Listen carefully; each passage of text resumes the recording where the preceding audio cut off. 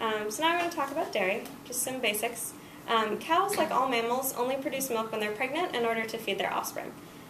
Humans are the only species that consume milk after infancy, and we're definitely the only species that regularly consumes another species' milk. It's kind of bizarre if you actually think about it.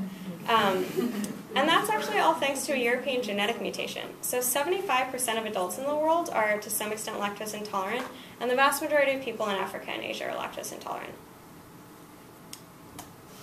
So in order for humans to get large quantities of milk from cows, the cows must first be impregnated.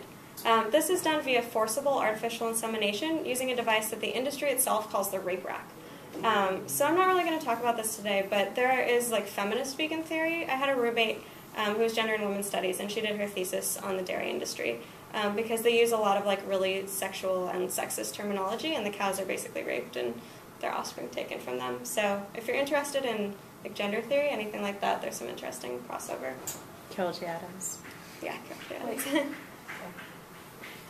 Adams. So both male and female offspring of dairy cows are forcibly separated from their mothers after 12 to 46 hours of being born.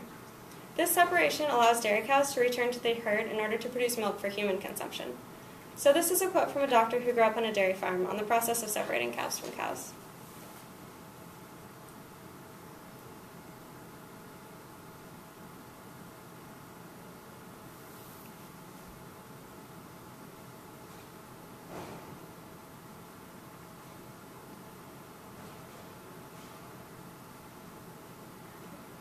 You guys all have time to read it?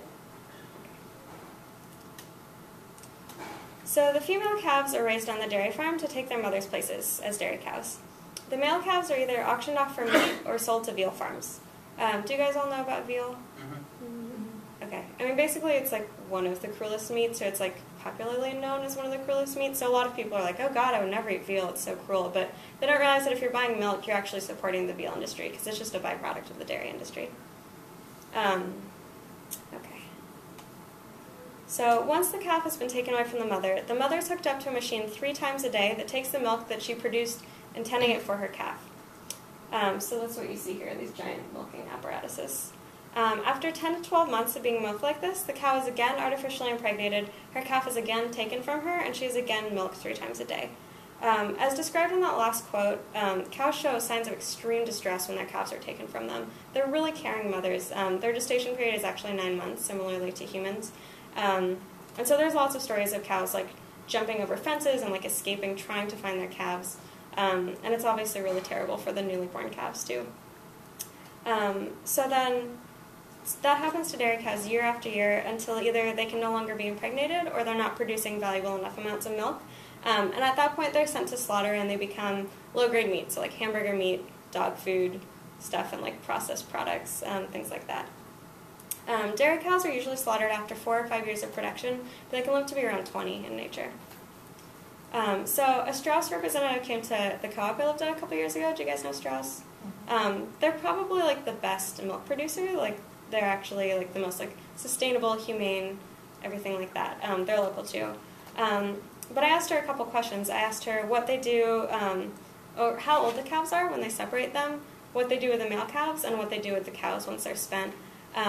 And she said that they take the calves away after 12 to 46 hours. The industry line from Strauss to like Dean Foods, like the biggest factory farmers, is that they do that like for the animal's welfare. Like we can wash the calf and like make sure it's healthy and get everything it needs. But I mean, you can monitor a calf when it's with its mother. And the reason they actually do it is because the calf would be drinking milk that they could otherwise sell.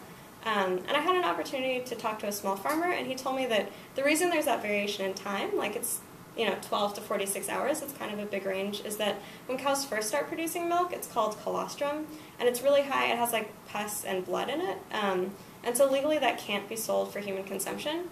And so they let the calf drink that, and then as soon as the cow switches to milk that legally can be sold to humans, they take the calf away.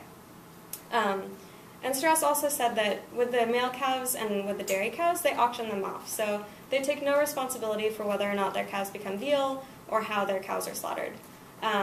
So these problems are like really endemic to the dairy industry. Even the best dairy producers still use these methods. So kind of getting back to your question, like I think you can have humane eggs, like if you have your own chickens, something like that. But if you're producing dairy on a scale big enough to sell, you're going to have to separate the calves from the mothers. And personally, I don't think you can call that humane if you're using that practice. Okay, so because of the frequent mechanized milking and also the unnaturally large amount of milk that cows are forced to produce, they frequently develop mastitis, which is a painful udder infection. Cows today produce 3 times more milk than they did 50 years ago. Part of this is due to selective breeding, and part of it is due to the use of recombinant bovine growth hormone, RBGH, which is produced by Monsanto, and which increases milk production by 15%. It also increases mastitis by 25% and lameness by 55%.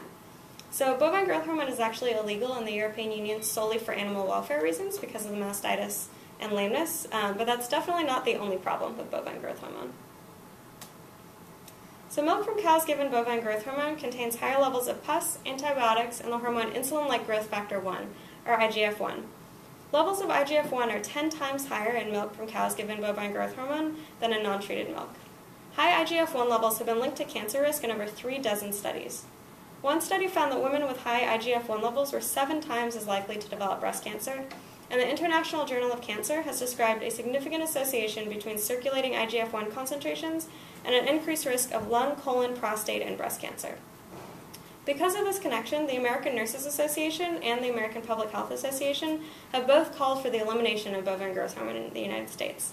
And it's currently illegal in Canada, all of the European Union, Japan, Australia, and New Zealand. So the United States is basically the only industrialized country that's using bovine growth hormone. So just a side note, I'm kind of trying to break down the levels of the labels of vegetarian and vegan because I think they get really distracting. It becomes more of like a personal label, like something you identify yourself as rather than a reaction to these industries.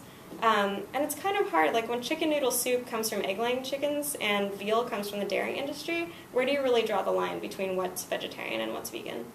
So now I'm going to talk briefly about sustainably raised. So eating sustainably raised and organic animal products helps avoid a lot of the worst aspects of factory farming, like the intensive confinement and the rampant antibiotic use, which I'll talk about later. But it's important to realize, as I said before, that if you're eating at a restaurant that doesn't specify where its food is coming from, there's a 99% chance that it came from a factory farm. And that should alarm you for your own personal health, since your cheese or your milkshake most likely has bovine growth hormone in it. Also, as I said before, legally, all animals sold for human consumption have to be sent to industrial slaughterhouses, which also contribute to a lot of human exploitation, as I'll talk about in a minute.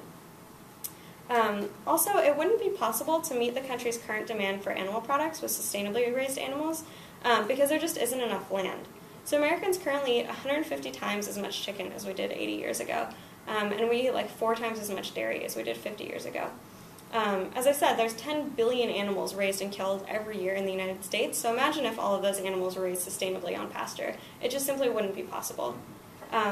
Also, as I'll talk about, even animals that are raised sustainably and on organic feed emit methane, and they also have a really inefficient food conversion ratio, as I'll talk about later. So they're, like, all animal products, regardless of how they're raised, are really bad for the environment. So the bottom line is that it is a lot better to buy sustainably and humanely raised organic animal products, but you should still definitely try to limit your consumption of those products too.